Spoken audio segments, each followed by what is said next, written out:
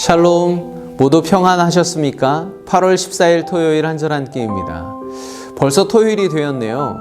여러분은 지난 한 주간의 삶을 한 단어로 정리한다면 어떻게 표현하시겠습니까?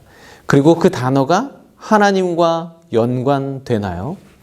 바라기는 이 한절 한끼 나눔의 시간이 여러분의 삶이 하나님과 연관되는 관계에 맺어지는 시간이 되기를 간절히 소망해 봅니다. 네, 오늘은 사사기 6장을 보려고 하는데요. 사사기 6장부터 8장까지는 우리에게 익숙한 사사죠. 기드온의 행적을 소개하고 있습니다. 그런데 오늘 본문은 기드온이 등장하기 전에 그때 당시에 이스라엘의 상황이 어땠는지를 보여주고 있는데, 일단 그동안의 패턴으로 볼 때 사사가 등장한다는 것은 결코 좋지 않은 상황임을 짐작해 볼 수 있죠. 6장 1절 말씀을 보겠습니다. 이스라엘 자손이 또 여호와의 목전에 악을 행하였으므로 여호와께서 7년 동안 그들을 미디안의 손에 넘겨주시니. 반갑지 않은 표현이 또 등장합니다. 이스라엘 자손이 또 여호와의 목전에 악을 행했다. 사사 드보라를 통해서 주어졌던 40년의 평안의 시간이 끝나버리고 이스라엘은 다시 하나님을 버리고 가나안의 우상을 섬기기 시작합니다. 이 말씀을 보고 있는 여러분들은 어떤 생각을 하시나요? 아이고, 또 그랬어. 그 버릇이 어디 갈까? 그렇게 멀찌감치 해서 객관적으로 보고 그냥 지나치시지 않습니까? 그런데 저는 이 이스라엘이 또 여호와의 목전에 악을 행했다는 말씀이 마치 우리 자신의 영적 상태를 그대로 비추어주는 거울처럼 느껴졌습니다. 그런 표현이라는 거죠. 여러분들은 어떠신가요? 저 같은 경우는 그렇습니다. 그래도 이스라엘은 40년 만에 또 악을 행했다는 표현이 등장하는데 저는 매년, 매 시간 수시로 또 악을 행하고 또 악을 행하고 버릇처럼 반복되는 그런 연약한 제 모습을 보니까 이 사사기의 이스라엘을 그저 쉽게 정죄하고 비웃을 수만은 없더라는 것이죠. 제가 전에도 말씀드렸었는데요. 하나님께 받은 은혜의 유통기간은 그리 길지 않습니다. 어제 받은 은혜를 내일까지 그대로 간직할 수 있는 방법이 우리에게는 없습니다. 그럴 능력이 없어요. 그냥 아무 짓도 안 하고 가만히 있으면 은혜가 계속 지속될 것 같지만 나도 모르는 사이에 점점 변질되고 그것이 재앙이 되어서 나에게 돌아오는 경우도 있습니다. 네, 올 여름이 더웠잖아요. 그래서 저희 집 베란다에 튜브로 된 작은 이제 풀장을 하나 사서 거기에 이제 수돗물을 채워놓고 아이들이 놀 수 있도록 해놨습니다. 그런데 아이들이 이제 한 번 정도 놀고 하루 정도 지나니까 그 깨끗하던 수돗물이 변하기 시작하더라고요. 그리고 한 2번 정도 더 놀고 3일 정도 지나니까 물이 누렇게 변하고 비린내가 나더라고요. 그래서 제가 그걸 보면서 우리 안에 있는 죄의 모습이 그렇구나 생각해 보게 되었습니다. 우리가 하나님의 은혜를 받아서 우리 마음에 은혜가 충만하게 넘치는 것 같은데 거기에 죄가 한 방울 뚝 떨어지면 우리도 모르는 사이에 점점점 변질되기 시작합니다. 그리고 냄새가 나기 시작하는 거죠. 여러분, 그렇습니다. 우리가 지난주일 받은 은혜, 어제 느꼈던 그 감동, 그것도 그리 오래가지 못합니다. 근데 그건 하나님께서 주신 그 은혜가 문제가 있어서가 아니라 죄가 문제라는 거예요. 그럼 그렇게 우후죽순처럼 자라는 죄를 우리는 어떻게 멈출 수 있을까요? 우리는 할 수 없습니다. 세상에는 죄를 멈출 수 있는 방법이 없습니다. 해결할 수가 없습니다. 죄는 가만히 놔둬도 스스로 잘 자라고 장성해서 결국 사망을 낳잖아요. 여러분, 세상 사람 누가 사망을 이길 수가 있습니까? 멈출 수가 없습니다. 그러나 하나님께는 방법이 있습니다. 바로 죽음을 이기신 예수 그리스도의 십자가 은혜를 통하여 그 죄를 멈출 수 있다는 것입니다.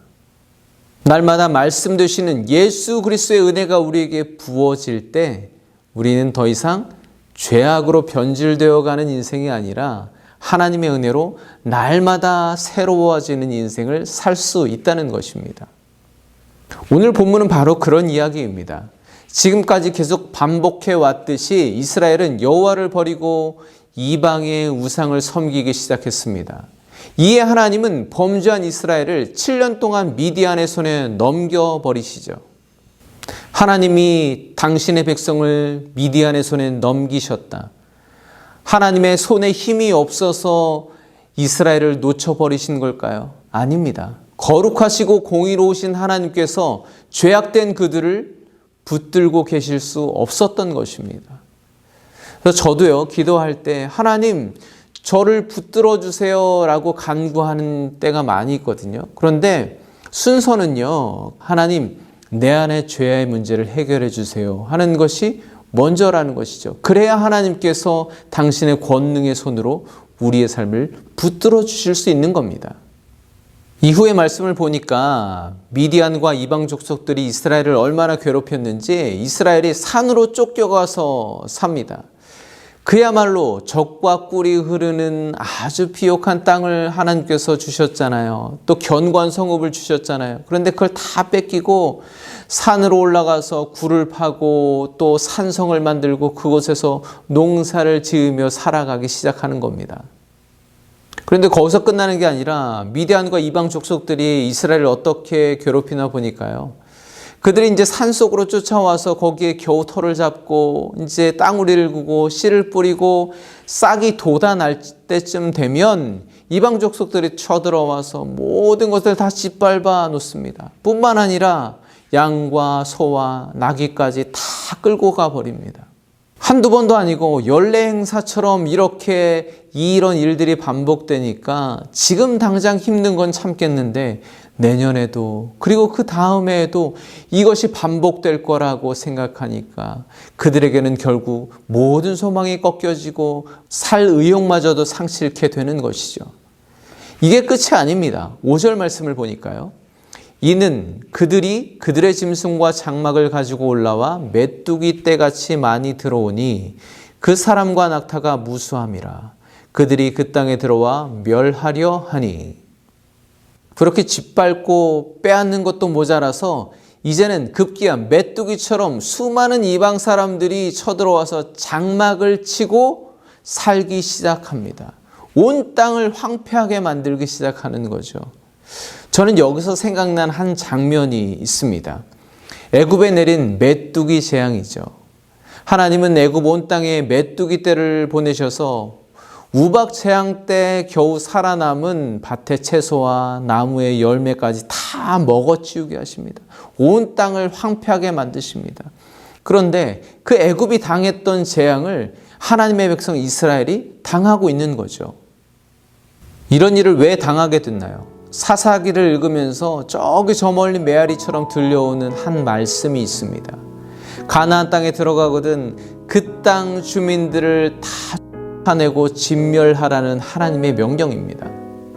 그러나 이스라엘은 그들을 다 쫓아내지 않고 진멸하지 않고 남겨둡니다. 불순종한 거죠. 그 이유는 딱 한 가지입니다.